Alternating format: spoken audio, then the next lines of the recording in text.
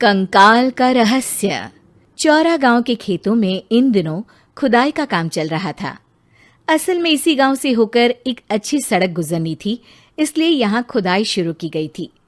अचानक एक दिन खुदाई करने वाली मशीन से कुछ टकराता है। बाद में जब खोजबीन की जाती है तो वहां से 2 कंकाल मिलते हैं।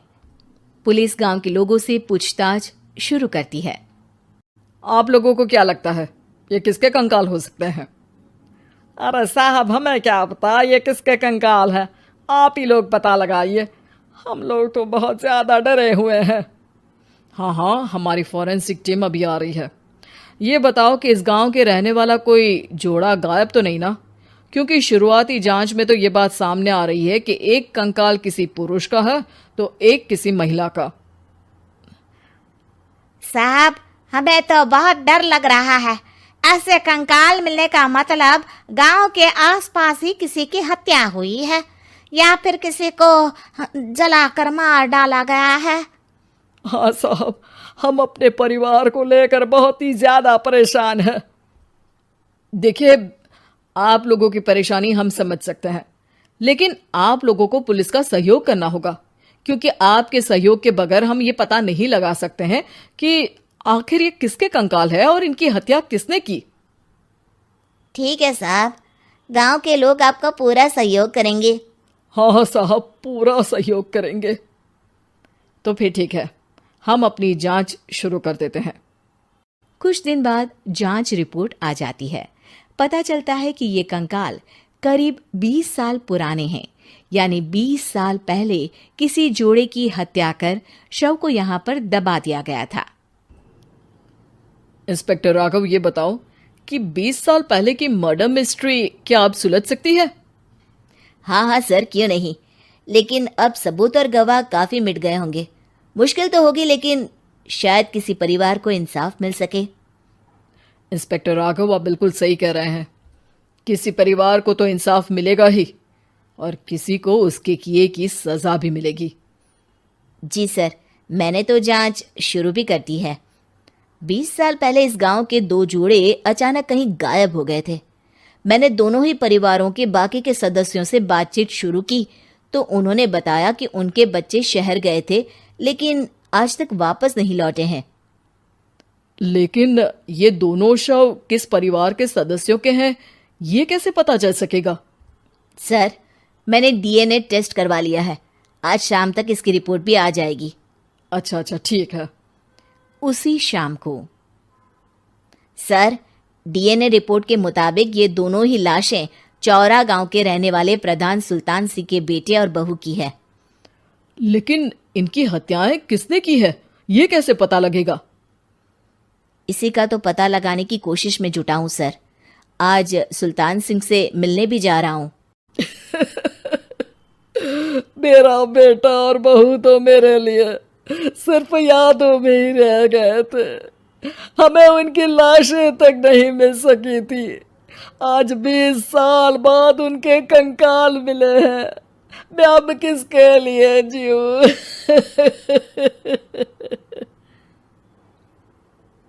लेकिन सर, क्या आपकी किसी से कोई दुश्मनी थी?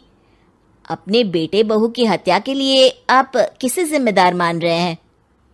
अब मैं किसका नाम बोलूं?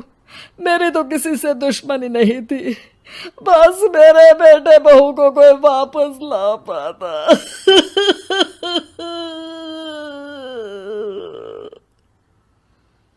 इसके बाद सुल्तान सिंह फूट फूट कर रोना शुरू कर देते हैं।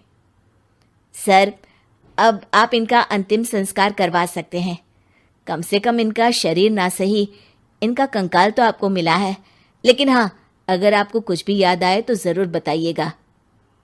मेरी तो बेटा अब उम्र हो गई है, लेकिन मेरे बेटे और बहू के हत्यारों का जरूर पता लगाइएगा, क्योंकि जब तक हत्यारे पकड़े नहीं जाएंगे मेरा मन नहीं मानेगा। सर, हमारी पूरी कोशिश रहेगी हत्यारे को पकड़ने की।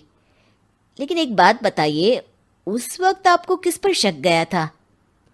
उस वक्त मेरे एक ड्राइवर को पकड़ा गया था, लेकिन सबूतों के अभाव में उसे छोड़ दिया गया था। अच्छा, और ड्राइवर पर कैसे शक हुआ था? क्योंकि उस दिन ड्राइवर छुट्टी पर था। उस समय लेकिन लाश क्यों नहीं मिल सकी थी? उस वक्त पुलिस ने बहुत कोशिश की थी, लेकिन दोनों की डेड बॉडी नहीं मिल सकी थी।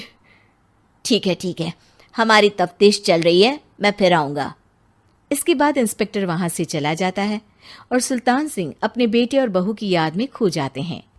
कुछ दिन बाद सुल्तान सर, एक बात बताइए, जब आपके बेटे बहू की हत्या हुई थी, उसी के आसपास आपके ही गांव का रहने वाला एक और जोड़ा उसी वक्त गायब हो गया था ना?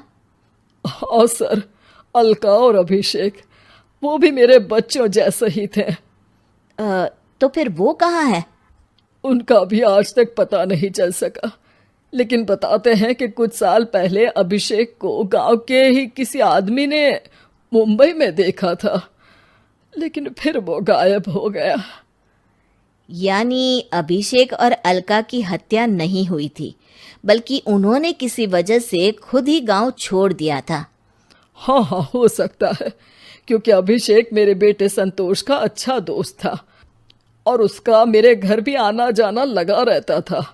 हो सकता है कि उसने मेरे बेटे और बहू के बारे में सुन लिया हो और ये गांव छोड़ दिया हो सकता है। उनके परिवार का कोई अब नहीं रहता क्या इस गांव में? अब तो कोई नहीं रहता। एक चाचा थे, लेकिन उन्होंने भी अपना पुश्तैनी मकान बेच दिया है। वो भी अब कहीं शहर में ही बस गए हैं। ओह, अभिषेक और अलका के बारे में भी पता लगाना होगा। हो सकता है कि वही इस हत्या के बारे में कुछ बता सके। हो तो सकता है, लेकिन वो बेचारे तो खुद ही वक्त के मारे थे, वो क्या बताएंगे। फिर भी सर, जब केस दोबारा खुला है तो जांच तो करनी ही पड़ेगी, और इस बार तो लाशें भी बरामद हुई है। कुछ दिन तक लगातार तफ्तीश चलती रही। एक दिन थाने से सुल्तान सिंह को फोन आता है। हाँ, कौन बोल रहा है? सर, मैं कांस्टेबल तुलाराम बोल रहा हूँ थाने से। आपको थाने आना पड़ेगा। थाने? लेकिन क्यों? सर, किसी की पहचान करवानी है। अच्छा ठीक है, मैं दोपहर तक पहुंचता हूँ। सुल्तान सिंह दोपहर में थाने पहुंचता है। कई पुलिस के अधिकारी वहां मौजूद रहते हैं। सर, आपके बेटे की हत्या का रहस्य आज शायद सुलझ जाए। अच्छा इंस्पेक्टर राघव, पर वो कैसे? सर, उस आदमी को देखिए, क्या वही अभिषेक है? सुल्तान सिंह की आंखों में हैरानी से आंसू आ जाते हैं। हाँ सर, यही अभिषेक है। ये आपको कहाँ से मिला? सिर्फ अभिषेक ही नहीं, बल्कि इसकी पत्नी अलका भी इसके साथ है। मैडम, जरा अभिषेक की पत्नी को लाइए। जैसे ही अलका को पेश किया जाता है, सुल्तान सिंह जमीन पर गिर जाते हैं। सुल्तान सर, क्या हुआ आपको? आप अलका को देखकर गिर क्यों गए? सुल्तान सिंह सर पकड़कर बैठ जाते हैं। ये अलका नहीं, बल्कि ये तो मेरी बहू रितु है। पूरा थाना एक दूसरे का मुंह देखने लगता है। क्या? इसके बाद हर किसी को दो कंकाल और हत्या का रहस्य समझ में आ गया। अभिषेक और रितु ने मिलकर संतोष और अलका की हत्या की थी और लाश को जमीन के नीचे दबा दिया था। आज 20 साल बाद इस हत्या का रहस्य खुल सका था कि अवैध प्रेम संबंध में 2 मासूमों की जान गई थी।